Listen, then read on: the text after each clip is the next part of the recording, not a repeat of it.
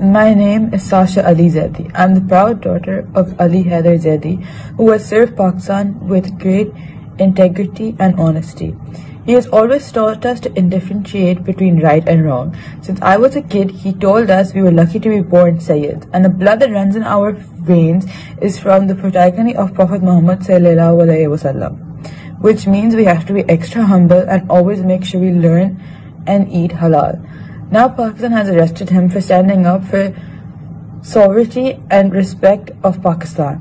How can Pakistan prosper as a nation if those who stand up for it get arrested?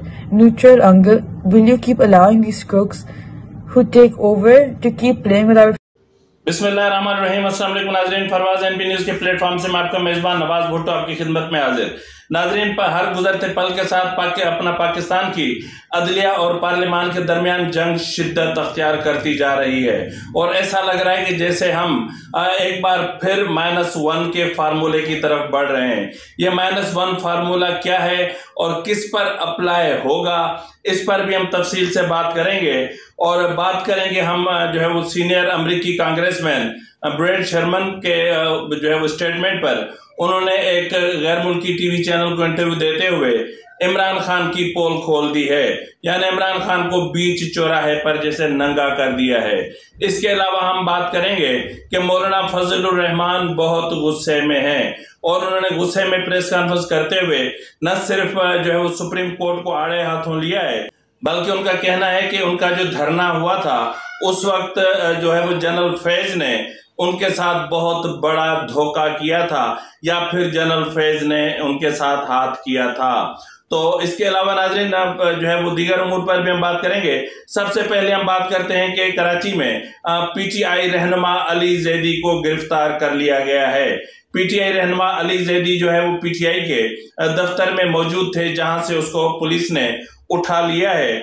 ताहम इस वक्त तक ये पता नहीं चला कि उनको किस केस में या किस एफआईआर की बुनियाद पर गिरफ्तार किया गया है।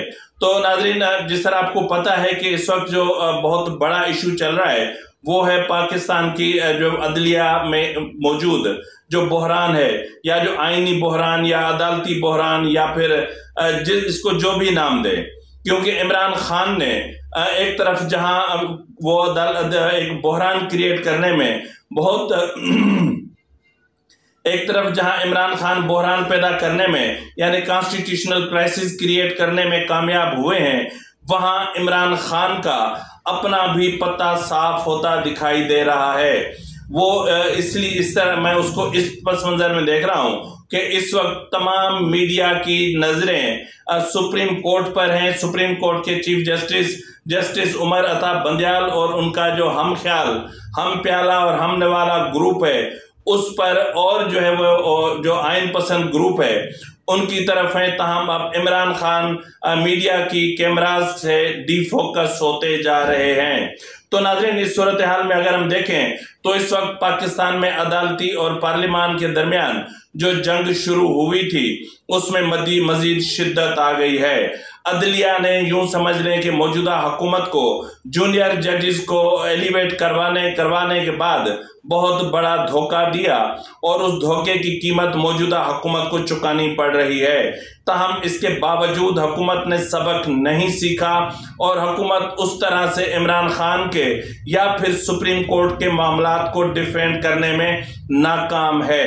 और इस वक्त जो सिचुएशन क्रिएट हो चुकी है, मामलात यूं हैं कि ऐसा लग रहा है जैसे हम एक बार फिर 1997 की तरफ पहुंच चुके हैं और इस वक्त ऐसा लग रहा है जैसे पाकिस्तान -1 के फार्मूले पर तेजी से गामजन है।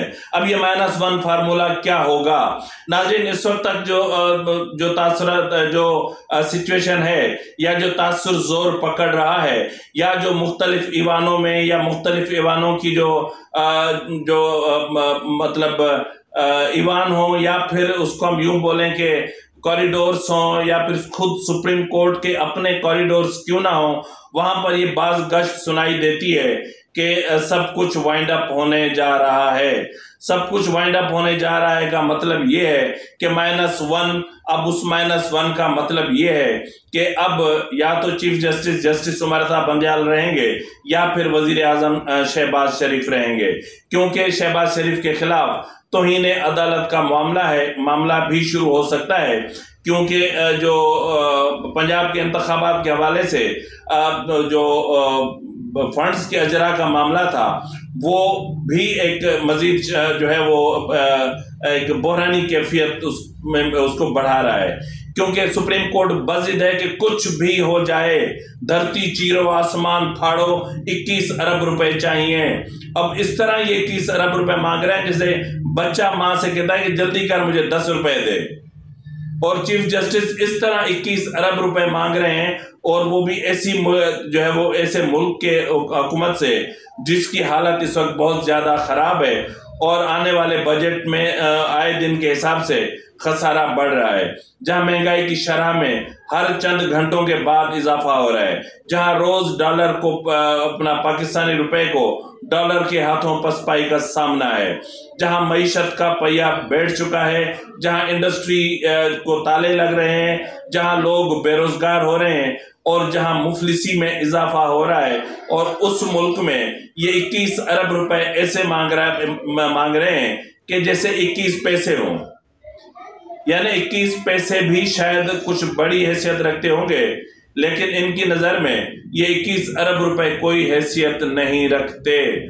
तो बहरहाल जो मुझे तो ये अभी खदशा लग रहा है कि जस्टिस उमर अता बंदयाल के जाने के इम्कानात ज़्यादा हैं, क्योंकि इस वक्त जो हुकूमत है वो नाअहल ज़रूर है, एक बेकार हुकूमत ज़रूर है, इश्यूज़ को क्रिएट करके उस पर खेलना इसको नहीं आ रहा। अदालती उमूर में ये इमरान खान और पार्लियामेंट से 4 कदम पीछे है, और इसी वजह से इनको आए दिन नवाज शरीफ से डांट खानी पड़ती है। तो बहरहाल इसके बावजूद भी इनके सुधरने का नाम नहीं है, और अब जो वफाकी अपना जो वजीर कानून व इंसाफ आजम नज़ीर तारड़ साहब जो हैं वो पता नहीं कौन सी गेम खेल रहे हैं, किसके साथ हैं किसके साथ नहीं है। मुझे तो लगता है कि वो आज भी बंदयाल के साथ हैं, और अगर वो बंदयाल के साथ ना होते तो शायद बहुत कुछ बेहतर होता, क्योंकि जो भी फैसले होते हैं उन पर अमल दरामद के हवाले से वजारत कानून व इंसाफ जो है उसकी जो कारकर्दगी है वो 0 से शुरू होकर 0 पे ख़त्म होती है। इनको सिर्फ प्रेस कॉन्फ्रेंसेस करना आती हैं, इनको बोलना आता है, इनको 3 पीस पहन के और कैमरा के सामने जो है वो आकर बैठकर बातें करना आता है, इसके अलावा कुछ भी नहीं। यही हालत अता तारड़ साहब की भी है। उनसे सिर्फ बुलवा लें आप, इनको टीवी पे बिठा दें, कैमरा सामने रख दें, फिर कैमरा ऑन हो या ना हो बस कैमरा सामने रख के आप चले जाएं, तो ये दोनों तारड़ बिरादरान बोलते रहेंगे। प्रैक्टिकली आप देखेंगे तो 0 0 0 0। तो इस वक्त भी हम एक 0 से जो है वो गुजर रहे हैं।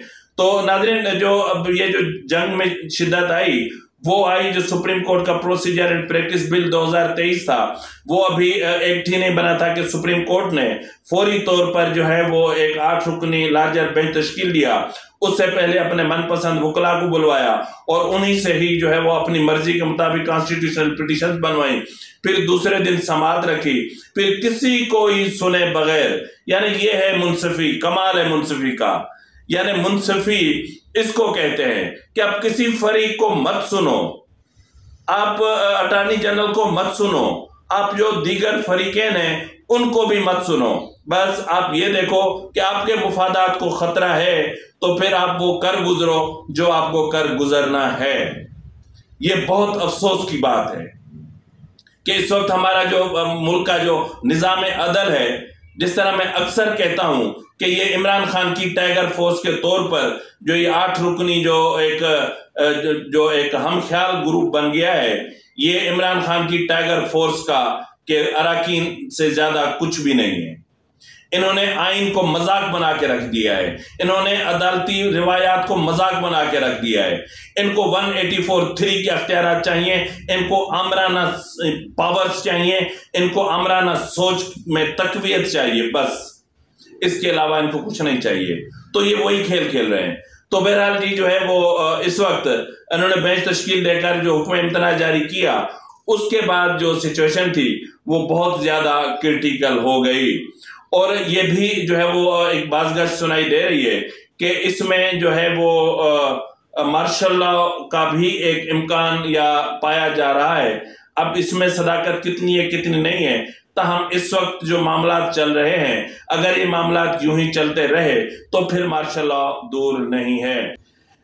नाजरीन, हालात बहुत तेजी से 1997 की शक्ल अख्तियार करते जा रहे हैं और ऐसा लग रहा है कि जैसे चीफ जस्टिस सुप्रीम कोर्ट और जो हैं जस्टिस उमर बंदयाल साहब, वो जजेस की अंदरूनी लड़ाई का ही शिकार हो जाएंगे, बिल्कुल इस तरह जिस तरह 1997 यानी दिसंबर 1997 में सुप्रीम कोर्ट के साथी जजों ने चीफ जस्टिस सजाद अली शाह को उनके ओहदे से फारिग कर दिया था।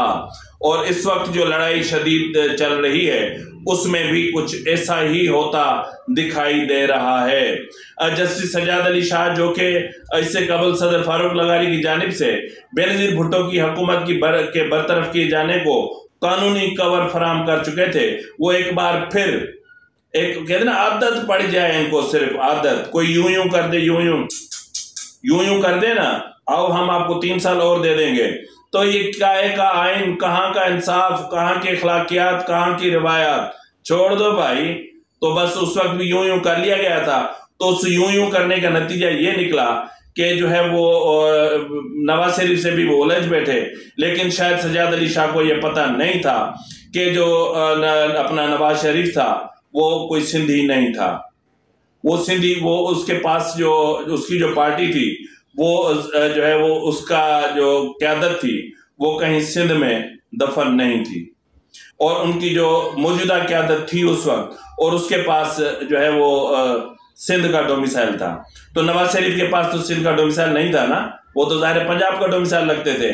तो जाहिर है वो उलझ बैठे। तो फिर नतीजा क्या निकला, यानी वो निकला कि जिसकी तवक्को थी। तो बहरहाल नाज़रीन, इस वक्त जो सिचुएशन है वो कुछ यूं भी है कि अभी मौलाना फजल रहमान ने जो है प्रेस कॉन्फ्रेंस की, और प्रेस कॉन्फ्रेंस के दौरान उन्होंने कहा कि सुप्रीम कोर्ट शदीद तजादात का शिकार है। एक तरफ तो वो हमें कहती है कि आइन के मुताबिक 90 दिनों में इंतखाबात करवाओ, और दूसरी तरफ हमें मजबूर किया जा रहा है कि हम इमरान खान से बात करें। अगर हम इमरान खान से बात करते हैं तो फिर क्या आइनी तकाजे तब्दील हो जाएंगे? क्या फिर 90 दिनों में जो इंतखाबात करने का जो आइनी डिमांड है क्या वो पूरी हो जाएगी, खत्म हो जाएगी, सब ठीक हो जाएगा? उन्होंने कहा कि अगर जो है वो असेंबली कानून एक तरफ असेंबली कानून पास कर रही है तो फौरी तौर पर बेंच बना दिया गया और किसी को सुने बगैर एक ही समात में फैसला भी सुना दिया गया। तो उन्होंने कहा कि सुप्रीम कोर्ट का ये जो फैसला है ये न सिर्फ मुतनाज़ है बल्कि तारीख का स्याह तरीन बाब है।